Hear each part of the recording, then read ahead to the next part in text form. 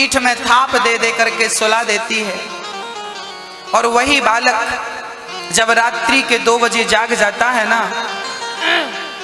तो वो बालक करवट लेना शुरू कर देता है। 8 महीने का बच्चा, माँ ने दूध पिलाकर सुलाया था, पर बच्चे ने करवट लेना शुरू किया और करवट लेता लेता पलंग के बेड के किनारे चला गया और आखिरी बार करवट लिया तो वो पलंग से नीचे गिर गया। अब मुझे एक प्रश्न का उत्तर दीजिए, बच्चा पलंग से नीचे गिर गया, क्या इसमें माँ की कोई गलती थी?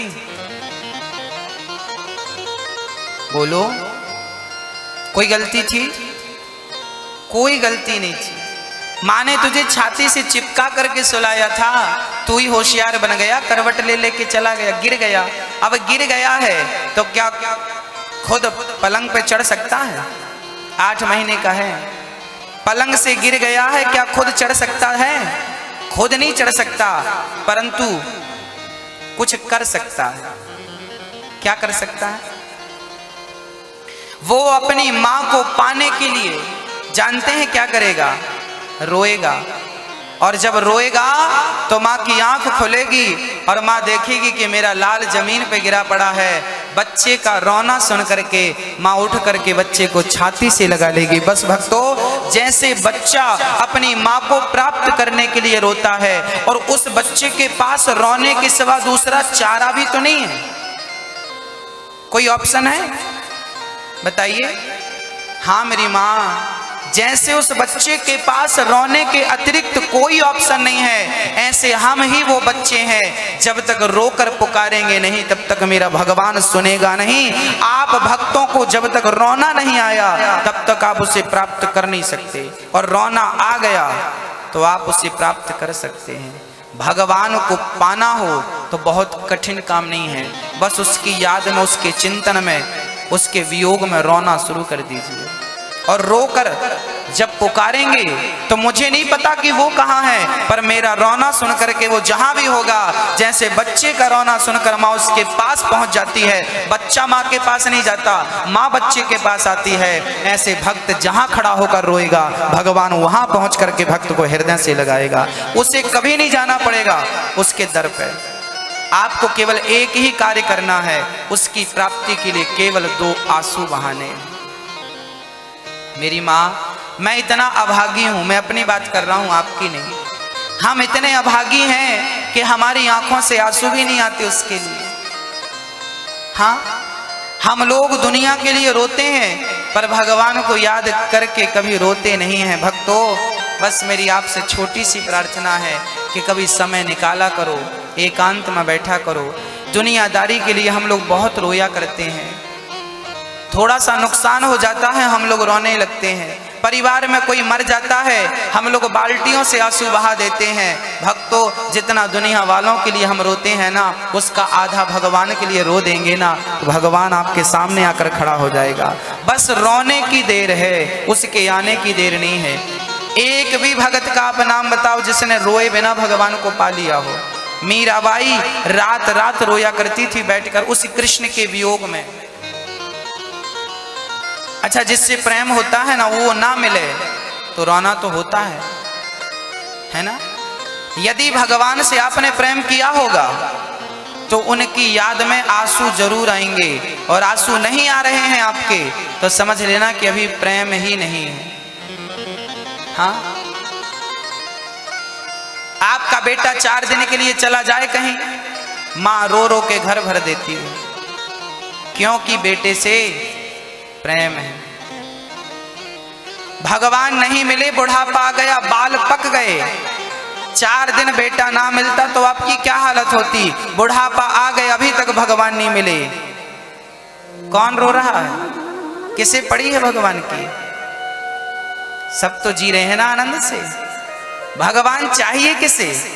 सबको धन चाहिए, धन मिला। हीरा चाहिए, हीरा मोती मिले। पद प्रतिष्ठा चाहिए, मिल रहा है। हमें चाहिए नहीं ना, इसलिए वो मिला नहीं आज तक। हमें चाहिए क्या? अच्छा, छोटे छोटे बच्चे रोते हैं ना तो माँ बड़ी चतुर होती है। छोटे छोटे बच्चे रोते हैं तो माँ बच्चों को खिलौना पकड़ा देती है, खुनखुना, ले ले ले ले, बच्चा खुनखुना लेता है, खन खन खन खन। जब बच्चा ज्यादा रोता है तो चाबी वाला खिलौना पकड़ा देती है, चाबी भर के खुट खुट खुट खुट खुट खुट खुट खुट खुट खिलौना चलता है। बच्चा और ज्यादा रोता है तो रिमोट वाली गाड़ी पकड़ा देती, ले बेटा इससे खेल। बच्चा खेलने में लग जाता है और माँ अपना काम कर लेती है। माँ बड़ी होशियार है, ये बच्चों को खिलौने में लगाती है। हाँ, जैसे बच्चे को माँ खिलौना देती है, ऐसे भगवान ने भी आप लोगों को खिलौना दे रखा है। कौन सा खिलौना? पद, प्रतिष्ठा, बेटा, बेटी, धन, दौलत, ये जो आपके पास तमाम चीजें हैं, सुख सुविधा, ये ईश्वर का दिया खिलौना है। तुम इन खिलौनों में मस्त हो। जब इन खिलौनों को छोड़ोगे और भगवान से कहोगे कन्हैया अब तेरे खिलौनों से पेट नहीं भरता, कब जब बच्चे को माँ खिलौना देती जाती है और एक टाइम ऐसा आता है कि फिर बच्चा खिलौना नहीं लेता, फिर वो क्या कर चाहता है? माँ को चाहता है। माँ खिलौना देती है, फेंक देता है और हाथ उठा लेता, तू हमें गोद में ले, हमें खिलौना नहीं चाहिए, हमें तेरी गोद चाहिए। एक स्थिति ऐसी आती है ना जब बच्चा खिलौना से फिर पेट भर जाता है। बस मेरी माँ जैसे बच्चे को माँ ने खिलौना दिया वो फेंक दिया, वो खिलौना दिया वो फेंक दिया, और केवल तेरी गोद चाहिए। फिर माँ क्या करती है? उसको गोद में ले लेके काम करती है। बस मेरी माँ, ये खिलौने तुम जब तक लेते जाओगे तब तक वो दूर ही रहेगा, और जब खिलौनों से मोह हटेगा तब गोद में लेकर भगवान तुम्हें चलेगा, जैसे माँ बच्चे को गोद में लेकर के चलती है। आप एक बार इन खिलौनों से अपना मन तो हटाओ,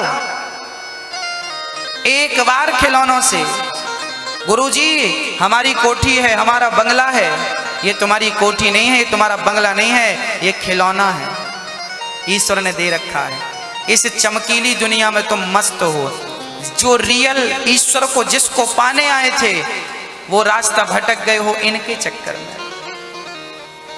एक पिता ने अपने बेटे को 100 रुपए दिया, 100, कहा जाओ बाजार जाओ और वहां से बढ़िया फल खरीद के लाओ, बढ़िया ताजी ताजी फल, जाओ जाओ। बेटा चला, बाजार में पहुंचा, वहां देखा क्या कि एक मंदारी बंदर को नचा रहा था। नाच बंदर नाच, नाच बंदर नाच। ससुराल जाएगा तो कहाँ बैठेगा? यहाँ। हाँ, मायके वहां जाएगा तो कहाँ बैठेगा? यहाँ। मंदारी बंदर को नचा रहा है। हाँ, गाड़ी चलाएगा, ससुराल गाड़ी से जाएगा कि पैदल जाएगा? वो गाड़ी से जाता है। हाँ जी। अब ये आदमी 100 रुपए गया था पिता के कहने से, वो भी बंदर का खेल देखने में मस्त था। हाँ, बड़ा सुंदर प्यारा बंदर है। जब मंदारी का खेल पूरा हुआ तो बंदर ने कटोरा उठाया और सबके सामने हाथ फैलाया। तो इन सज्जन ने भी 100 का नोट निकाला और वो इतने प्रभावित थे उस बंदर से कि 100 रुपए निकालकर उसकी झोली में डाल दिया। अब बंदर तो चला गया, मंदारी तो चला गया। अब साहब को याद आया कि मैं बाजार आया क्यों था। अरे पिताजी ने बाजार भेजा था फल लेने। अच्छा, वो दौड़ा दौड़ा फलों की दुकान पे गया, तब तक रात ज्यादा हो गई थी, फल की दुकान बंद हो गई। वापस आया, पिता ने क्लास लगाई, क्यों भाई फल ले आए? नहीं पिताजी दुकानें बंद हो गई थी। अच्छा कोई बात नहीं, पैसे वापस करो। फल नहीं लाए ना तो पैसे वापस करो। नहीं नहीं पिताजी पैसे खर्च हो गए। पैसे भी खर्च हो गए और जिस काम को भेजा था वो काम भी नहीं हुआ। बस मेरी माँ, ये कहानी बहुत छोटी सी थी, आइए मैं इसको और तरीके से समझाता हूँ। एक पिता ने 100 रुपए देके बेटे को बाजार भेजा था फल लेने के लिए। वो पिता कोई और नहीं, परम पिता ईश्वर था। भगवान ने ही हमें 100 रुपए देकर बाजार भेजे। संसार एक बाजार है। संसार क्या है? एक बाजार है। इस संसार में 100 रुपए लेकर हम लोग आए हैं। 100 रुपए क्या? 100 साल की उम्र। 100 साल की, 100 साल की क्या मेरी माँ? मैया जी, ओ मैया देखो बुढ़ापे में नाती पोतों में लगी है, दांत वात पूरे गिर गए फिर भी कथा नहीं सुन रही है, वो बच्चे को खिला रही।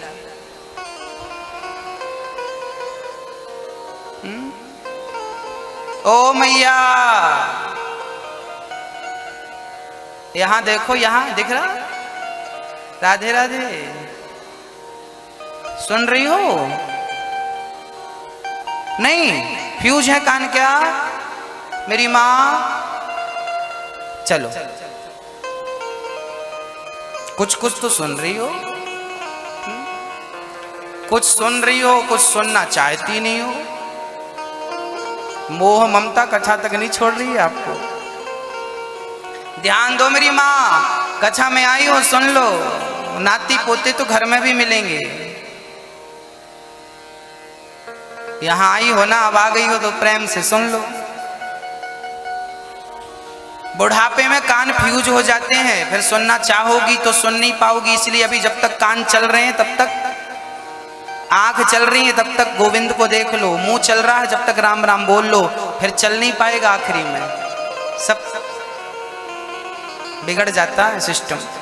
एक पिता ने 100 रुपए देकर बेटे को बाजार भेजा है। 100 रुपए मतलब 100 साल की उम्र उसने हमें दी, आपको दी, सबको 100 रुपए दिया। और कहाँ भेजा? संसार की बाजार में। यहाँ बेटा आया तो क्या हुआ? मंदारी के खेल में मस्त हो गया। ये मंदारी का खेल कौन सा है मेरी माँ? बोले आप और हम बंदरों की तरह नाच ही तो रहे हैं। पत्नी का बंदर पति और पति की बंदर पत्नी, है ना? पत्नी कभी कभी कहती है मैं दिन भर नाचती हूं, पुरुष भी कहता मैं दिन भर नाचता हूं। नाच रहे हो तुम, बंदर ही तो हो। हम सब उस ईश्वर के बंदर हैं, नाच रहे हैं। हाँ, और याद रखना मेरी माँ, इसी नाच गाने में 100 साल की उम्र पूरी हो गई। पत्नी में, बच्चों में, पहले पढ़ाई के लिए नाचा, फिर नौकरी के लिए नाचा, फिर पत्नी के लिए नाचा, फिर बच्चों के लिए नाचा, फिर नाम पद प्रतिष्ठा के लिए नाचा। ये पूरी जिंदगी नाचते नाचते चली गई। 100 साल खर्च हो गए कि नहीं? पिता ने भेजा था फल लेने के लिए। कौन से फल? बोले संसार की बाजार में जाओ और अच्छे अच्छे कर्मों के फल लेकर के आइए, अच्छे अच्छे कर्म करके आइए। पर यहाँ आए और नाच में ही, पत्नी परिवार में ही लग गए। इन्हीं में 100 साल यही करते करते, पत्नी के संग, बेटों के संग रहते रहते, भोग भोगते भोगते टाइम पूरा हो गया। आंख बंद हो गई, मतलब दुकानें बंद हो गई। गए जब तक याद आई कि पिता ने भेजा है किसी काम के लिए, जब तक कोई सच्चा गुरु आया बताने के लिए कि तुम क्या करने आए हो और क्या कर रहे हो, जब तक आपको अक्ल आई, जब तक समझ आई, तब तक दुकानें बंद होने का टाइम था। दुकानें बंद होने का मतलब आंखें बंद, हंसा जा रहा है। ये दुकानें बंद होने वाली है मेरी माँ, अभी है। हाँ, बचा हुआ है। लो, पूरे पैसे खर्च हो गए संसार की मस्ती में। जब वापस गए, भगवान ने पूछा क्यों भाई आ गए, क्या लेकर आए हो? भेजा था अच्छे अच्छे कर्मों का फल लेने के लिए, पर कुछ नहीं मिला, खाली हाथ आ गए। भगवान ने कहा चल पैसे वापस कर, पैसे भी खर्च, और मिला भी कुछ नहीं। उठ जाग मुसाफिर भोर भई, अब रैन कहाँ तू सोवत है। जो सोवत है वो खोवत है, जो जागत है वो पावत है। समय कम है मेरी माँ, आपकी हर श्वास कीमती है। याद रखिएगा, आज का सूरज अस्त हो रहा है। याद रखिएगा कि आपकी जिंदगी का एक दिन और कम हो गया। हाँ या ना? आपकी जिंदगी का एक दिन और हो गया कि नहीं? अब बताइए, क्या ये दिन कोई बढ़ा सकता है? बढ़ा सकता है ना? कोई नहीं बढ़ा सकता। इसलिए मेरी माँ, सबसे कीमती समय है। पैसा बहुत कमा लोगे, पर बहुत पैसे के चक्कर में जो समय, सार्थक समय जो गवा दोगे ना, वो पैसे सारे देकर भी अपना समय खरीद नहीं सकते आप। अच्छा, क्या आप 1 करोड़ रुपए देकर 1 मिनट खरीद सकते हैं? दिल्ली का कोई बहुत बड़ा आदमी मरने लगे और वो पैसे वाला मरे और यमराज से कहे कि साहब मैं तो पैसे वाला हूं, मेरे से 20 करोड़ ले लो और मुझे जरा 1 घंटे का टाइम दो। पैसे ले लो, मैं 2 दिन का टाइम दो, मिलेगा? मिलेगा? आप हर चीज खरीद सकते हैं, अपना वक्त, समय खरीद सकते हैं क्या मेरी माँ? कभी नहीं खरीद सके। इसलिए समय मत गवाइए। जो समय बचा है ईश्वर के चरणों में, उस समय को समर्पित करके, हम तो कहते हैं अपने आप को समर्पित कर दीजिए। कन्हैया मैं तेरा और तू मेरा। अहंकार का परित्याग करके समय को सफल बनाना सीख लीजिए। अच्छा मैया जी, एक बात मैं आपसे जरूर कहूंगा, आपके गुस्सा, आपको, आप में से किस किस को गुस्सा आता है? जिसको बहुत गुस्सा आता है, मैं आज गुस्से का इलाज करूंगा, हाथ उठा के बता बस दो हमें कि हमको आता है। जिनको गुस्सा बहुत आता हो हाथ उठाएं। गुस्सा आता है मेरी माँ, क्रोध आता है ना? आज मैं आपको उपाय बताऊंगा। जिनको गुस्सा आता है, जिनको अहंकार आता है, वो भी हाथ उठाएं। आज मैं उनका अहंकार मिटाऊंगा, आपका गुस्सा मिटाऊंगा। अच्छा, क्रोध क्यों आता है? हमें क्रोध आने की जड़ में जाना पड़ेगा, क्योंकि जड़ से इलाज करेंगे ना तो सदा सदा के लिए जाएगा। आइए पहले तो इसका डीएनए टेस्ट करते हैं कि गुस्सा क्यों आता है, क्रोध क्यों आता है। समझते हैं। छोटा सा बच्चा, उसे कोई धक्का मारे, उसे कोई थप्पड़ मारे, क्या उसे गुस्सा आता है? छोटा सा, वो रोने लगता है, और रोने के बाद आप उसे कहें मेरी गोद में आ जा, तो आ जाता है। मां बच्चे को मारती है, वही बच्चा जिसको मां गुस्से में मारती है, और वही बच्चा मां की गोद में चढ़ना चाहता है, वो मारती जा रही है और वो बच्चा मां से और लिपटता जा रहा है। ऐसा दृश्य कभी देखा कि नहीं आपने? मां बच्चे को मारती है और बच्चा मां से लिपटता है। मां से क्या बदले की भावना रखता है? तूने मारा है, मैं भी खबर लूंगा। छोटा सा है ना मेरी मां, पता नहीं है गुस्सा चीज क्या है, क्रोध चीज क्या है।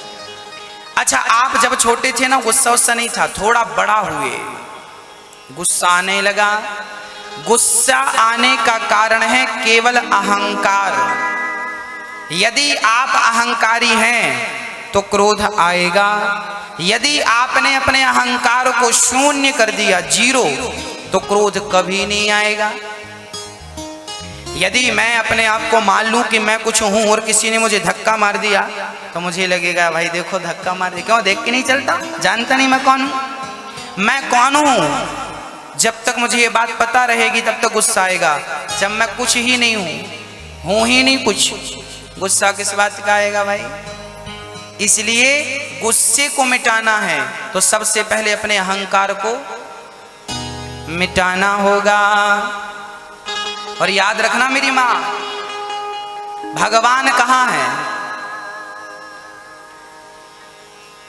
दिल्ली जब आप आएंगे ना किसी दूसरे शहर से, तो रास्ते में लिखा रहता है दिल्ली 20 किलोमीटर किनारे पत्थर पे, फिर लिखा है 10 किलोमीटर, लिखा है 2 किलोमीटर। जहां 2 लिखा है क्या वहां दिल्ली है? नहीं ना। आगे आया तो लिखा था दिल्ली 1 किलोमीटर। एक जहां है क्या वहां दिल्ली थी? नहीं। आगे आए तो लिखा था दिल्ली 0, शून्य लिखा ना पत्थर पे। तो जहां शून्य था, जहां कुछ नहीं था, वहीं दिल्ली थी कि नहीं? हाँ या ना? जहां अंक था वहां मंजिल नहीं थी, जहां कुछ नहीं था वहीं सब कुछ था। भक्तों, जब तक आपके अंदर एक रहेगा तब तक ईश्वर नहीं मिलेगा। और वो एक मतलब क्या? काम, क्रोध, लोभ, मोह, अहंकार, ये 5 चीजें आपके अंदर हैं, मतलब भगवान आपसे 5 किलोमीटर दूर हैं। आपके अंदर कितनी बुराइयां हैं? काम, क्रोध, मद, लोभ सब नाथ नरक के पंथ, सब परिहरि रघुवीर भजहु भजहि जेहि संत। आपके अंदर कितनी बुराइयां हैं मेरी माँ?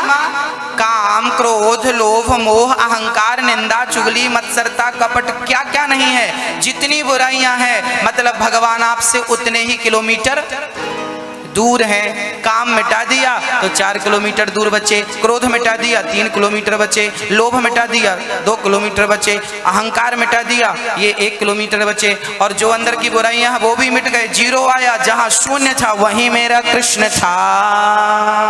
भगवान कृष्ण का जन्म रात्रि के 12 बजे हुआ है, और घड़ी ट्रेन की घड़ी के अनुसार रात्रि के 12 कब बजते हैं? जब 00 होता है। ट्रेन के हिसाब से जब 00 होता है तब क्या बचता है? 12। अर्थात भगवान कब आए? जब समय शून्य था, अर्थात जब भक्त अपनी वासनाओं से, काम क्रोध लोभ से शून्य हो जाएगा। जब तक मीराबाई शून्य नहीं हुई तब तक गोविंद को नहीं प्राप्त कर सकी। जब तक नरसिंह मेहता शून्य नहीं भये तब तक भगवान को नहीं पा सके। चैतन्य महाप्रभु जब तक शून्य नहीं भये तब तक भगवान को नहीं पा सके। आप भी जब तक शून्य नहीं होंगे, शून्य अर्थात कोई चीज ना रह जाए, ना किसी से घृणा रह जाए, ना किसी से द्वेष रह जाए, ना कपट रह जाए। ये घृणा, ये द्वेष, ये कपट, ये अहंकार ही आपके मोक्ष में बाधा है। इसलिए हमें क्या त्यागना होगा मेरी माँ? बोलो मेरी मैया। पाप का बाप कौन है? बोलो। पाप के बाप का नाम क्या है? कोई भी दुनिया का पाप किस लिए शुरू होता है? पाप। पाप के बाप का नाम क्या है? कोई भी पाप, छोटा हो बड़ा हो, चाहे वो स्त्री पाप करे चाहे वो पुरुष पाप करे, पाप के पीछे उद्देश्य एक ही होता है। पाप के बाप का नाम है लोभ। बोलो लोभ। क्या नाम है पाप के बाप का? आज जितने लोग मर्डर करते हैं सुपारी लेकर, 10 लाख रुपए दो किसी को मरवाना हो तो आजकल बहुत सरल हो गया है। अच्छा एक बात बताइए, 10 लाख रुपए लेकर यदि किसी को मार दिया जाए तो वो मार देना पाप है, पर वो पाप हुआ क्यों? लोभ के कारण हुआ। 10 लाख का लोभ था। यदि आपको कोई, सोचिए थोड़ी देर के लिए चिंतन करिए कि आपके अंदर कोई लोभ ना हो तो आपसे कौन सा पाप होगा? आप झूठ बोलते हैं, पाप होता है, और उस झूठ बोलने के पीछे भी आपका लोभ होता है कि नहीं, कि 2 पैसे बच जाएंगे यार झूठ बोलने से। तो जो भी पाप आप वाणी से कर रहे हैं उसके पीछे कारण क्या है? लोभ कारण है कि नहीं? इस दुनिया में एक गलत आदमी गलत कर रहा है, क्यों कर रहा है? लोभ है। एक पुरुष किसी स्त्री को देख रहा है गलत निगाहों से और उसे पाने की इच्छा कर रहा है, तो क्या कर रहा है? क्या उसके अंदर? लोभ है ना। शरीर की इच्छाएं मिटानी है, लोभ तो है। लोभ के लिए अब वो पाप करेगा। किसी बहन बेटी को जबरदस्ती बाला पकड़ के ले आएगा, तो लोभ है तो वो पाप हुआ। लोभ है तो झूठ बोला। मतलब आप जितने भी पाप करती हो विचार कर लेना, घर पे कोई भी पाप ऐसा नहीं है जिसके पीछे कारण लोभ ना हो। मतलब पाप के बाप का नाम क्या है? यदि आपके अंदर का लोभ मिट जाए, मैया ध्यान देना, यदि आपके अंदर का लोभ मिट जाए तो सारे पाप मिट जाएंगे भक्तों, निष्पाप हो जाएंगे आप लोग। पाप की जड़ है लोभ। रावण ने सीता को चुराया, पाप हुआ है ना। पाप के पीछे कारण क्या था? लोभ था कि सीता मिल जाए मुझे, लोभ था। हाँ, तो मेरी माँ क्या मिटाना है आपको? आपके सामने केवल एक ही चुनौती है, एक चीज मिटाना है आपको, अपने अंदर का लोभ मिटाना है। अपने अंदर का लोभ मिटाएंगे और अपने अंदर का अहंकार मिटा देंगे। ये 2 चीजें मिट जाएंगी ना मेरी माँ, तो छोटी छोटी चीजें अपने आप मिट जाएंगी। देखिए एक पेड़ है, पेड़, पीपल का पेड़। पीपल के पेड़ में लाखों पत्ते हैं, लाखों पत्ते हैं, डालियां हैं, तना है, शाखा है, क्या क्या नहीं है। अब आप पत्ते झड़ाने शुरू कर दें, ये पत्ता झड़ गया गुरुजी, ये पत्ता झड़ गया गुरुजी, ये पत्ता झड़ गया गुरुजी। पत्ते क्यों झड़ाता है पागल?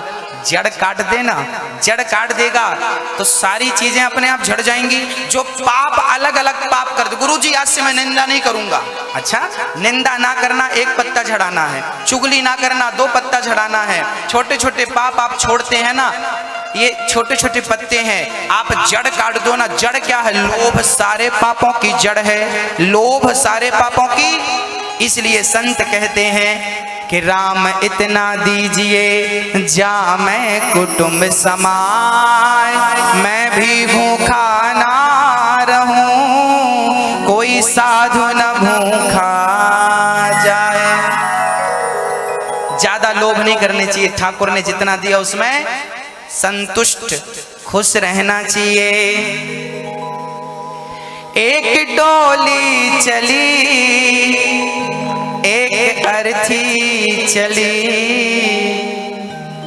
डोली अर्थी से कुछ यूं कहने लगी, रास्ता तूने मेरा क्यों ये खोटा किया, सामने से चली जा तू ओ दिल जली। एक लड़की का विवाह हुआ, डोली पे बैठी ससुराल चली। एक पतिव्रता नारी पता नहीं क्या हुआ, भगवान के घर चली गई, मर गई। लोगों ने अर्थी पर उठाया, लिटाया, वो कंधे पे रखा। एक गांव से डोली चली, एक गांव से अर्थी चली, दोनों की भेंट एक चौराहे पर हो गई। डोली ने कह दिया, अरे अर्थी, मैं शादी करके ससुराल जा रही थी, शुभ काम करने जा रही थी और तू बीच में आ गई, तुझे आज ही मरना था। हाँ, मेरे सुंदर से काम को, सगुण को अपसगुन में बदल दिया तूने। जब डोली ने इस प्रकार कहा तो अर्थी की आत्मा रो पड़ी और अर्थी ने कहा, डोली इतने बड़े बोल तो कम से कम मत बोल। हाँ, मुर्दे को देखकर लोग किनारे खड़े होकर उसकी आत्मा शांति की शुभ कामनाएं करते हैं और तू सामने खड़े होकर मुझे गालियां दे रही है कि दिल जली क्यों आ गई सामने। बहन, इतने बड़े बोल मत बोल। आज मैं जहां जा रही हूं ना, देर सवेर तुझे भी यहीं आना पड़ेगा। बोलो मेरी माँ, आप में से ऐसे कितने लोग हैं जिन्हें अर्थी नहीं चढ़ना पड़ेगा? क्या मुझे अर्थी नहीं चढ़ना पड़ेगा? क्या आपको अर्थी नहीं चढ़ना पड़ेगा? मेरी माँ, सबको एक दिन अर्थी चढ़ना पड़ेगा। इसलिए अहंकार ना करना किसी चीज का।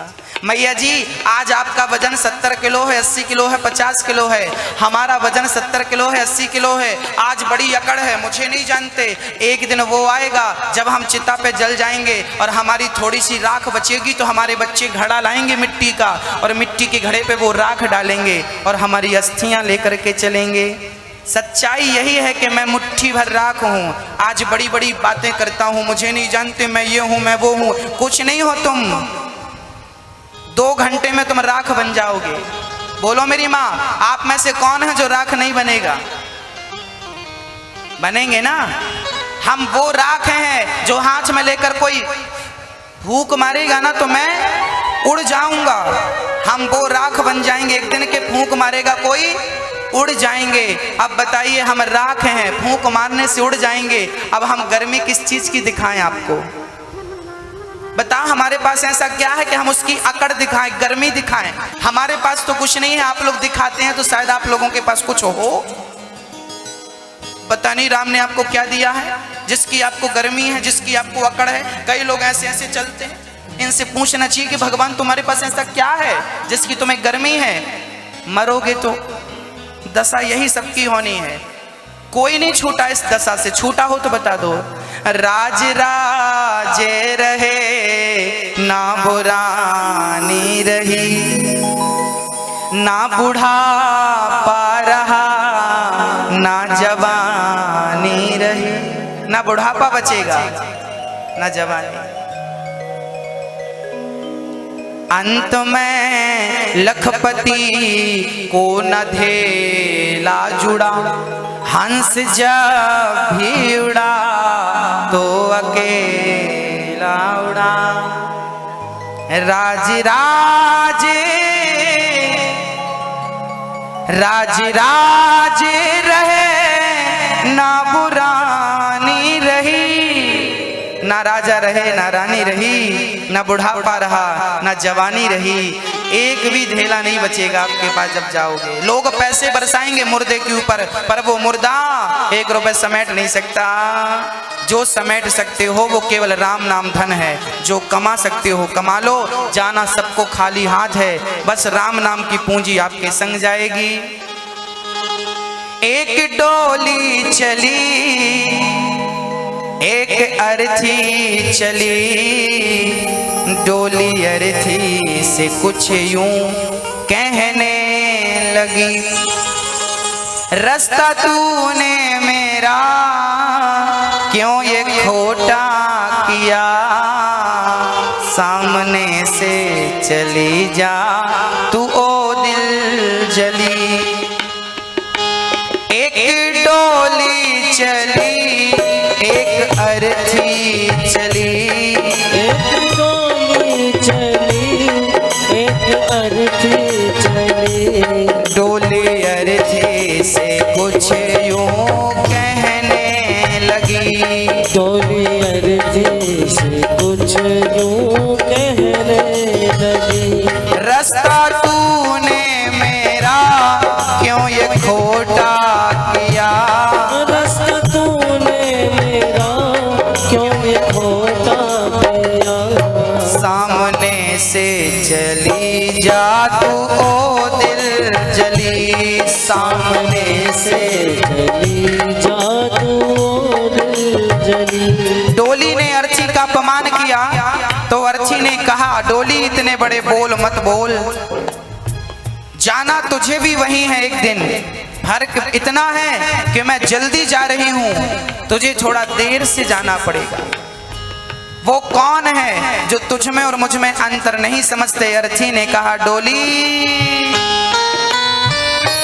चार तुझ में लगे, चार मुझ में लगे, फूल तुझ में चढ़े, फूल मुझ में चढ़े, चार तुझ में लगे, चार मुझ में लगे, फूल तुझ में चढ़े, फूल मुझ में चढ़े। अर्थी ने कहा, डोली चार कंधों का सहारा तुझे है तो चार कंधे मुझे भी उठा रहे हैं। डोली को उठाने वाले चार और अर्थी को उठाने वाले। जब इन कंधों ने अंतर नहीं समझा, तेरे ऊपर पुष्पों की माला है तो मेरे गले में, जब इन पुष्पों ने अंतर नहीं समझा, तू कौन होती है अंदर समझने वाली? अर्थी ने कहा,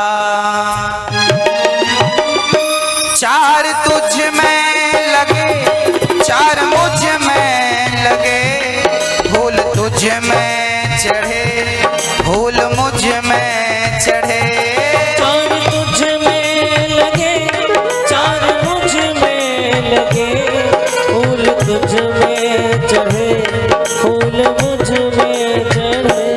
फर्क इतना है तुझ में और मुझ में सखी, फर्क इतना है तुझ में और मुझ में सखी, तू विदा हो चली मैं अलविदा हो चली, तू विदा हो चली मैं अलविदा हो चली। इतना ही अंतर है तुझ में और मुझ में कि तू विदा होकर जा रही है, मैं सदा सदा के लिए अलविदा होकर जा रही हूँ। इतनी सी बात में तूने मेरा अपमान कर दिया, इतने बड़े बोल तो मत बोल।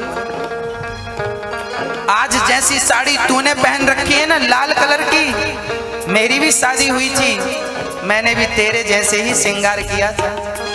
हाँ, और मरने के बाद जिस दुकान से मेरे लिए कफन खरीदा गया है, शायद वही दुकान से तेरे लिए भी कफन खरीदा जाए।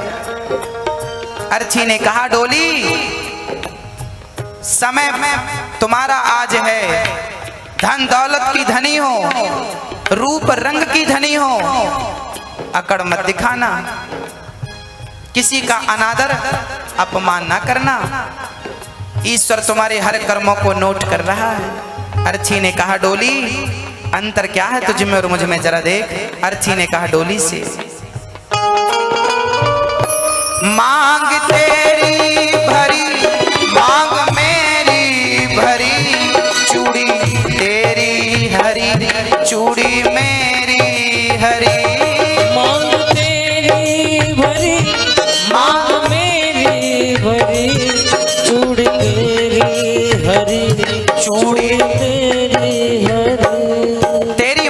में सिंदूर है तो भगवान ने मुझे भी सुहागन ही रखा है। मैं भी सुहागन मरी हूं, मेरी मांग में सिंदूर है। तेरी चूड़ी हरी है तो मेरी भी चूड़ियां हरी हैं। मैं भी तेरी तरह कभी दुल्हन थी, पर तेरी तरह मैं अहंकार नहीं करती थी। फर्क केवल इतना है डोली, जरा सुन। मांग तेरी भरी, मांग मेरी भरी, चूड़ी तेरी हरी, चूड़ी मेरी हरी। मांग तेरी भरी, मांग मेरी भरी, चूड़ी तेरी हरी, चूड़ी मेरी हरी। फर्क इतना है तुझ में और मुझ में सखी, फर्क इतना है तुझ में और मुझ में सखी। तू पिया के चली, मैं पिया से चली। तू जहां मैं चली, मैं जहां से चली। तू जहां मैं चली, मैं जहां से चली। तू जहां मैं चली, मैं जहां से। हाँ, इतना सा अंतर है बस। तू अंदर की तरफ जा रही है, मैं बाहर की तरफ जा रही हूं। तू घर बसाने जा रही है, मैं घर बसा के जा रही हूं। अंतर क्या है? अर्ची ने कहा डोली, लकड़ी तुझ में लगी, लकड़ी मुझ में लगी। लकड़ी वो भी सजी, लकड़ी ये भी सजी। लकड़ी तुझ में लगी, लकड़ी मुझ में लगी। लकड़ी वो भी सजी, लकड़ी ये भी सजी। डोली बनती है लकड़ी की, अर्ची बनती है। जब लकड़ी ने अंतर नहीं समझा, तू कौन होती है? जीते लकड़ी, मरते लकड़ी, देख तमाशा लकड़ी का। जीते लकड़ी, मरते लकड़ी, देख तमाशा लकड़ी का।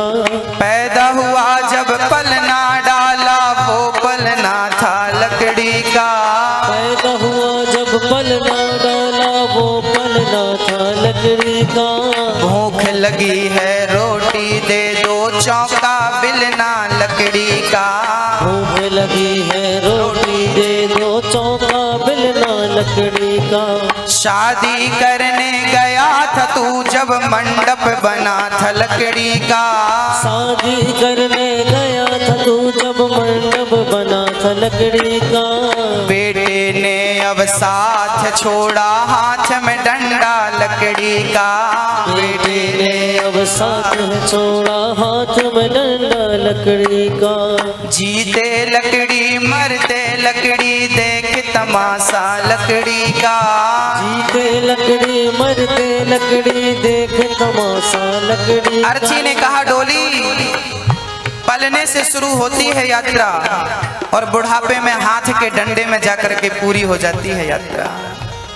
हाँ, शुरू से आखिरी तक आपका सहयोग करने वाली कौन है? लकड़ी। उसी लकड़ी में एक दिन जल भी जाओगे। चिता बनती है लकड़ी की, अर्थी बनती है लकड़ी की, डोली बनती है लकड़ी की। तू भी लकड़ी पे बैठी है, मैं भी लकड़ी पे बैठी हूँ, अंतर केवल इतना है। अर्थी ने कहा डोली, लकड़ी तुझ में लगी, लकड़ी मुझ में लगी। लकड़ी वो भी सजी, लकड़ी ये भी सजी। लकड़ी तुझ में लगी, लकड़ी मुझ में लगी। लकड़ी वो भी सजी, लकड़ी ये भी सजी। फर्क इतना है तुझ में और मुझ में सखी। फर्क इतना है तुझ में और मुझ में सखी। तू लकड़ी से चली, मैं लकड़ी में जली। तू लकड़ी से चली मैं लकड़ी में जली, तू लकड़ी से चली मैं लकड़ी में जली, तू घर बसाने चली मैं घर बसा के चली, तू जहाँ मैं चली मैं जहाँ से चली, तू पिया के चली मैं प्रभु को चली, तू विदा हो चली मैं अलविदा हो चली।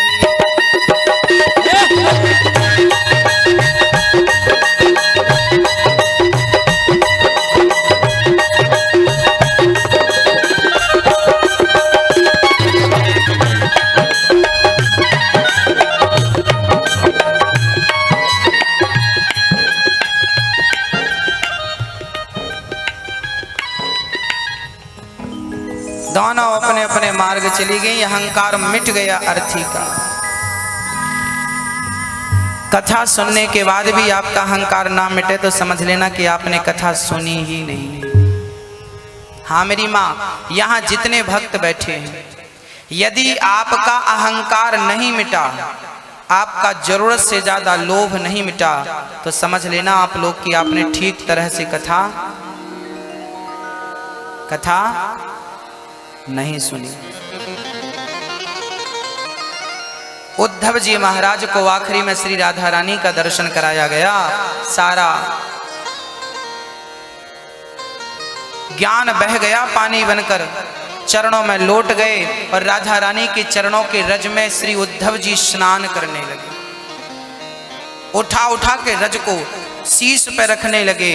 और आप एक दिन के लिए गए थे उद्धव जी, 6 महीनों तक राधा रानी का गोपियों का जूठन खाया है और चरणों की रज से स्नान किया है। और 6 महीने बाद 6 महीने तक उद्धव जी ने कंघी नहीं की, 6 महीने तक उद्धव जी ने ठीक से स्नान नहीं किया, बस राधा रानी का नाम जपते हैं, राधा राधा राधा मुझे भी ऐसा ही प्रेम दे दो जैसा प्रेम आपके पास है, राधा राधा मुझे भी कृष्ण का प्रेम दे दो राधा। मैं ज्ञानी था, मैं कृष्ण ज्ञानी था, कृष्ण के पास था, ज्ञानी था तो कृष्ण ने अपने से दूर कर दिया और प्रेम का रंग चढ़ाने के लिए तुम्हारे पास भेज दिया है। राधा तुम कितना प्रेम करती हो, हे माँ मुझे इस प्रेम की भीख दे दो। आज उद्धव जैसा ज्ञानी भिख मंगा बन गए और भीख मांगने लगे, राधा रानी हमें भी प्रेम की भिक्षा दे दो, हमें भी प्रेम की भीख दे दो। राधा रानी के चरणों में लौटने लगे श्री उद्धव जी। हाँ ये वही उद्धव हैं, जब गए थे तो कह रहे थे कि गोपियां तो अनपढ़ हैं, उन्हें हम क्या सिखाएंगे, और जब राधा रानी का दर्शन किया तो समझ गए कि इनसे बड़ा पढ़ा लिखा तो दुनिया में है ही नहीं। उद्धव जी 6 महीने बाद वापस आए और जैसे ही पहुंचे, कन्हैया तुम बड़े निर्दयी हो, निष्ठुर हो। क्यों? अब कन्हैया हंसने लगे, अरे उद्धव ये क्या हालत बना रखी, बड़े गए थे टिप टॉप बन के गए थे, बाबूजी बन के आए हो तो क्या हालत बना रखी है, मत कुछ कहो कन्हैया, तुम निर्दयी हो, तुम मथुरा क्यों रहते हो, तुम वृंदावन क्यों नहीं जाते, आपकी हितैषी गोपियां वृंदावन में हैं, वृंदावन छोड़ के आपको कभी नहीं जाना चाहिए। अब भगवान समझ गए कि उद्धव को प्रेम का रंग चढ़ गया है। तब उद्धव जी के अज्ञान को मिटाने के लिए भगवान ने अपने हृदय में पूरे वृंदावन का दर्शन कराया है। राधा रानी सहित गोपियों सहित माँ यशोदा का नंद भवन का यमुना जी का दर्शन भगवान ने मन मंदिर में कराया और कहा, उद्धव एक पल के लिए मैं अपनी गोपियों से दूर नहीं हूँ, तुम्हें अपने ज्ञान का अहंकार आ गया था, इसलिए मुझे तुम जैसे ज्ञानी को प्रेम की नगरी में भेज करके तुम्हारे ज्ञान के अहंकार को मुझे तोड़ना था, इसलिए मुझे ये लीला रचनी पड़ी। एक पल के लिए राधा कृष्ण से दूर नहीं है भक्तों, ये केवल लीला भगवान ने इसलिए की थी क्योंकि उद्धव जैसे ज्ञानी के ज्ञान का खंडन कर सके, प्रेम को भगवान प्रोत्साहित कर सकें, और ये प्रेम की लीला है भक्तों। मैं आपसे कह चुका हूं कि कन्हैया ने कोई अस्त्र शस्त्र नहीं लिए, कन्हैया ने प्रेम के प्रतीक वंशी को धारण किया है अपने कर कमलों में। बस भक्तों मैं आपसे आज आखिरी दिन की कथा में यही कहूंगा, 7 दिन की सार के स्वरूप में, कि भगवान वस्तु के भूखे नहीं, भगवान भक्त के सच्चे प्रेम के भूखे हैं। और प्रेम में कोई नियम, कोई विधि विधान नहीं होता, प्रेम में केवल प्रेम होता है। भगवान से खूब प्यार कीजिए, खूब प्रेम करिए। जितना प्रेम अपने बच्चों से करते हो उतना गोविंद से करिए। जितना प्रेम अपने शरीर से अपने आप से करते हो इतना प्रेम मेरे नंद नंदन श्याम सुंदर से करिए, क्योंकि प्रेम ही आपको प्रभु तक पहुंचा सकता है। दुनिया में दूसरा कोई साधन नहीं है। आप कितने भी यज्ञ कर लो, कितनी भी आहुतियां डाल लो, आपको वो यज्ञ ईश्वर तक नहीं पहुंचा सकता। भगवान को क्या पसंद है बस ये और बता दो। बताइए भगवान को क्या पसंद है? बोलो, जोर से बोलो, चौपाई सहित बोलो। याद करो, मैंने पिछली बार याद कराया था, भूल जाते हैं आप। याद करो, मत भूलना। राम ही केवल, बोलो, राम ही केवल प्रेम प्यारा, जान ले ये जो जान निहारा। बोलिए राम ही केवल, बोलो जोर से, राम ही केवल, राम ही केवल प्रेम प्यारा। पूरा बोलो। इसका अर्थ है कि भगवान को कोई वस्तु की भूख, सोना चांदी हीरा मोती की भूख, केवल भक्त का प्रेम चाहता है।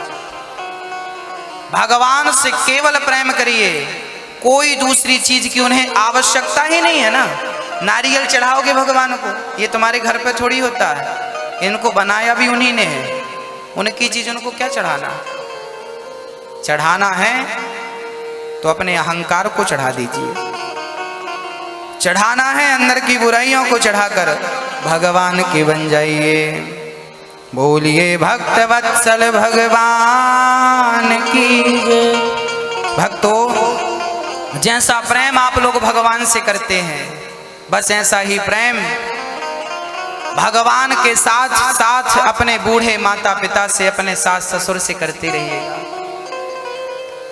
आप यदि बहू हैं तो आप बहू का परिचय मत दीजिए, आप इंसानियत का परिचय दीजिए। इंसानियत के नाते किसी को सताइएगा मत, किसी को तड़पाइएगा मत, किसी को रुलाइएगा मत।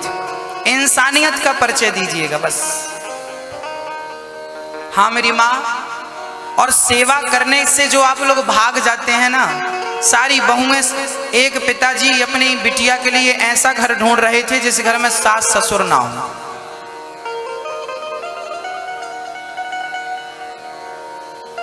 आजकल पता है ये चल रहा है, लड़की का बाप ऐसा घर ज्यादा पसंद करता है जहां सास ना। याद रखना, यदि सास ना होगी तो संस्कार भी नहीं होंगे, क्योंकि सास से ही संस्कार आते हैं। अच्छा, मैं गलती करूं और कोई गलती बताने वाला ना हो तो मुझे पता कैसे लगेगा कि मैंने गलती की? सोचिए कि आपके माँ बाप बचपन में ही मर जाएं तो क्या आप लायक बन पाओगे? आपको वो प्यार मिलेगा? एक लड़की सोच रही थी मुझे सास ससुर, एक लड़का के पास गई, एक लड़की के पिता गए, आप हमें बहुत पसंद है, आपके मम्मी पापा हैं कि नहीं? लड़का बोला है। ओहो, लड़की का बाप बोला मैं शादी हो नहीं सकती, क्योंकि हमने ऐसा सोच रखा जिस घर में लड़के के माँ बाप नहीं होंगे वहां हम अपनी बिटिया का विवाह करेंगे। कोई झंझट नहीं चाहते बिटिया के लिए। लड़के ने भी कह दिया सुनो, हमने भी ऐसी कुछ सोच रखा है। क्या बोले? हमने भी सोच रखा है कि हम उस लड़की से शादी करेंगे जिसके मम्मी पापा नहीं होंगे।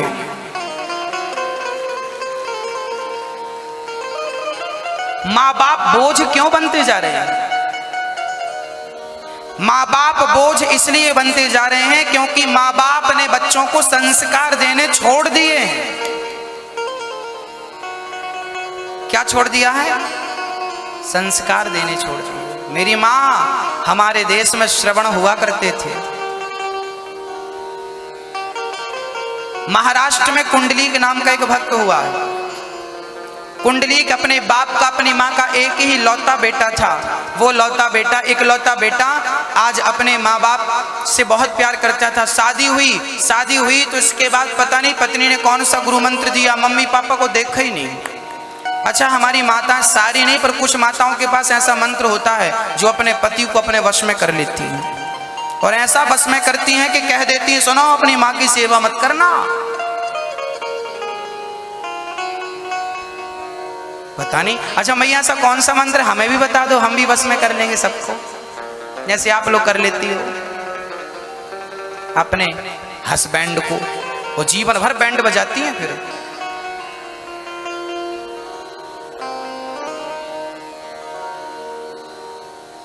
बहुत सारी माताएं गुरु मंत्र पता नहीं कहां मिलता, भगवान जाने, मुझे तो पता नहीं। बस में कर लेती हैं। एक मैया मेरे से बोली, गुरुजी मेरा बेटा बहुत अच्छा था पहले, मुझे खिलाए बिना खाता नहीं था, पता नहीं शादी के बाद क्या हो गया, देखता भी नहीं। ये सच्ची घटनाएं हैं, होता है ऐसा। सुना है, आपने सुना होगा कि शादी के बाद लड़कियां पराई होती हैं। ये बिल्कुल गलत बात है। शादी के बाद लड़कियां पराई नहीं होती, शादी के बाद लड़के पराए हो जाते हैं मेरी माँ। शादी के बाद लड़के पराए हो जाते हैं। मम्मी अधिकार नहीं जमा सकती, खा जाती है।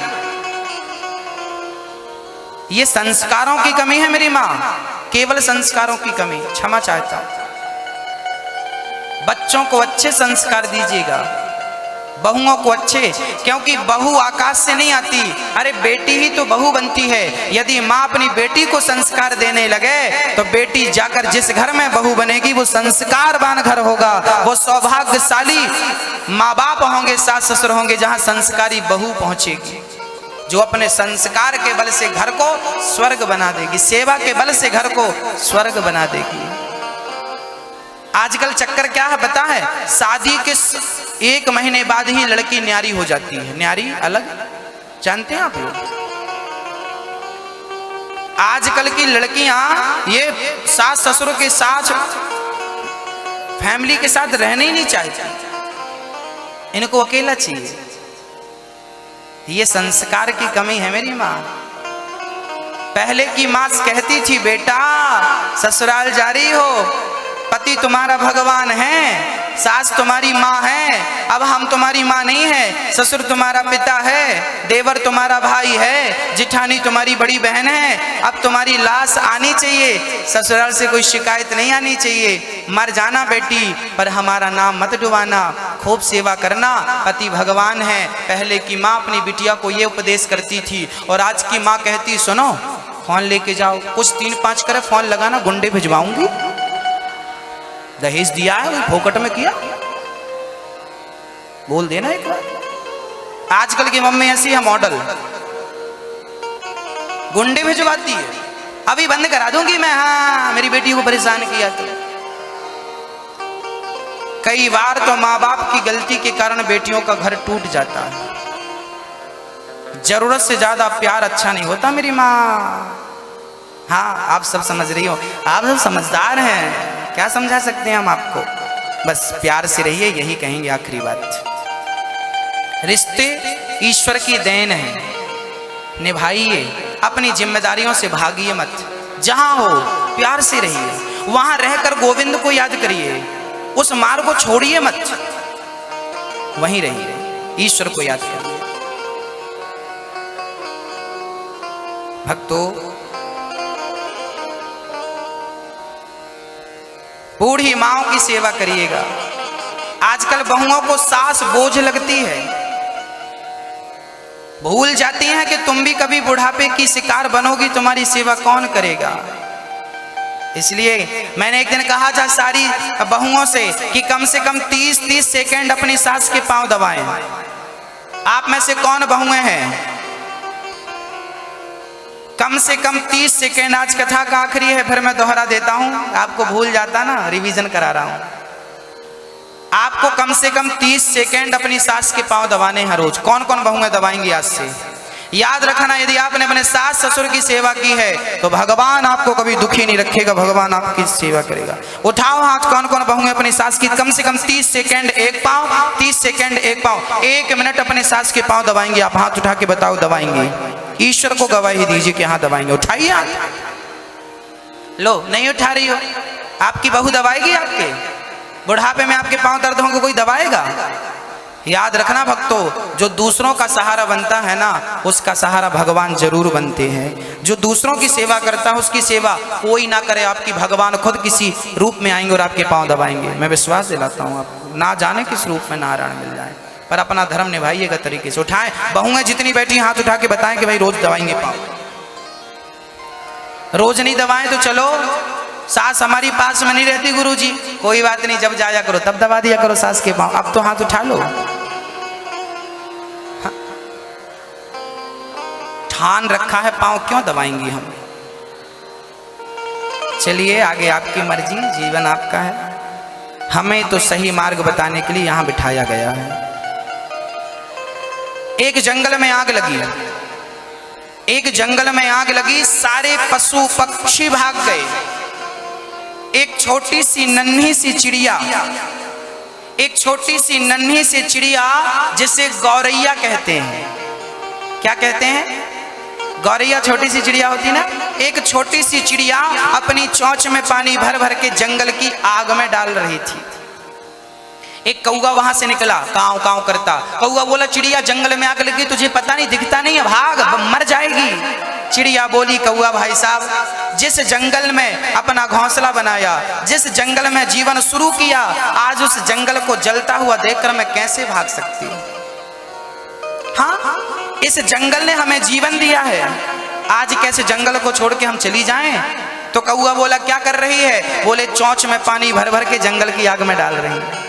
कौवा हंसने लगा, वाह, क्या चिड़िया तू कभी जंगल की आग बुझा पाएगी? तेरी चोंच में इतना पानी है? चिड़िया ने जवाब दिया कि कौवा भाई साहब, मेरी चोंच में इतना पानी नहीं है कि मैं जंगल की आग बुझा सकूं, पर इतिहास उठाकर जब देखा जाएगा तो मेरा नाम आग लगाने वालों में नहीं, आग बुझाने वालों में लिखा जाएगा कि चिड़िया ने कम से कम आग बुझाने का प्रयास तो किया।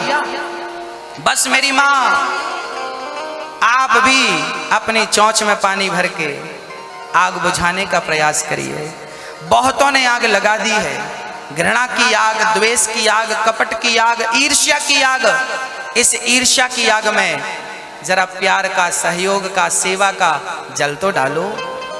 सब तो भाग रहे हैं सेवा से, सारी बहुएं भाग रही हैं सेवा से, लेकिन आप यदि सास की सेवा करोगी तो भगवान जब अपना इतिहास उठाकर देखा जाएगा तो भागने वाली बहुओं में नहीं, सेवा करने वाली बहुओं में आपका नाम दर्ज किया जाएगा कि आपने अपने सास को छोड़कर भागी नहीं, जिम्मेदारी से भागी नहीं, आपने सेवा किया बुढ़ापे में जब उसे जरूरत थी।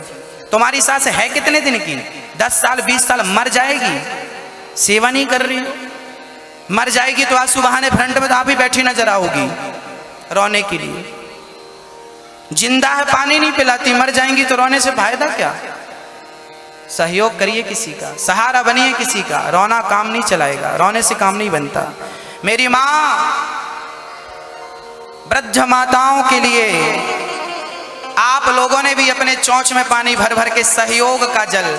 देखिए आज हमारे पास ये बहुत तमाम भक्त हैं जिन्होंने वृद्ध माताएं, जो वृंदावन में वृद्ध माताओं के लिए आश्रम बन रहा है, उन माताओं के सहारा बनने के लिए लोगों ने अपनी चोंच में पानी भरकर डाला है, अर्थात जितना बन पड़ा सहयोग दिया है वृद्ध माताओं के लिए। भक्तों, जब इतिहास उठाकर देखा जाएगा, आज के 10 साल बाद जब वृंदावन में वृद्ध माताओं की सेवा सुचारू रूप से चालू हो जाएगी, तब मैं आपको याद जरूर करूंगा भक्तों कि 10 साल पहले किसी भक्त ने, एक भक्त ने थोड़ा थोड़ा सहयोग दिया था।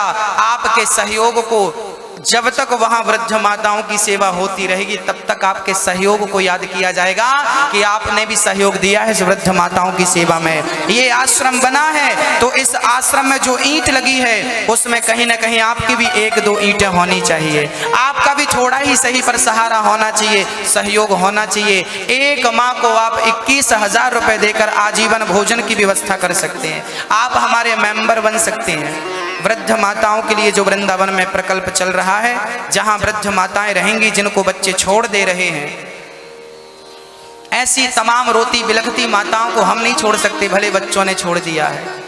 उन माताओं के रहने की, खाने की संपूर्ण व्यवस्था वृंदावन में रहेगी। आप मात्र एक माँ को गोद ले लीजिए, एक माँ का सहारा बन जाइए। एक माँ आपके द्वारा जीवन भर भोजन करेगी, एक माँ को गोद तो ले सकते हैं। जब आप किसी का सहारा बनेंगे तो भगवान भी तैयार रहेंगे कि चलो तुम कभी सहारा बने हो, हम भी आपका सहारा बनेंगे। जंगल में आग लगी, सारी चिड़ियां भाग गईं, पर एक चिड़िया पानी भर भर के जंगल की आग में डालती रही। बस भक्तों, बहुत सारे लोग सहयोग से, दान पुण्य करने से भागते हैं, पर आप मत भागिएगा, आप सहयोग का जल डालते रहिएगा।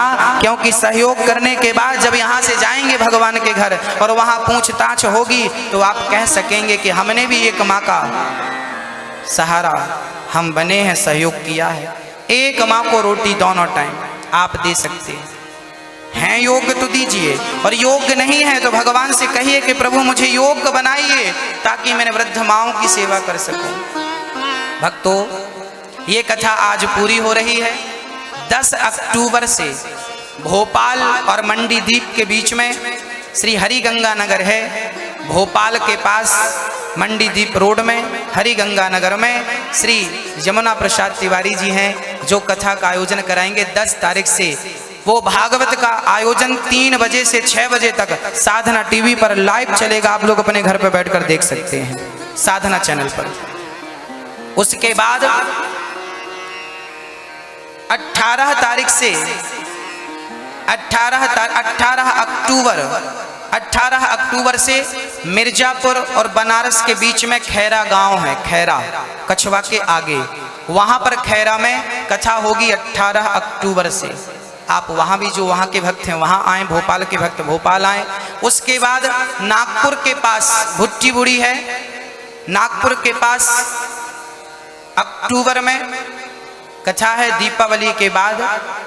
उसके बाद 6 नवंबर से, अक्टूबर के बाद नवंबर आता ना, 6 नवंबर से संतरामपुर के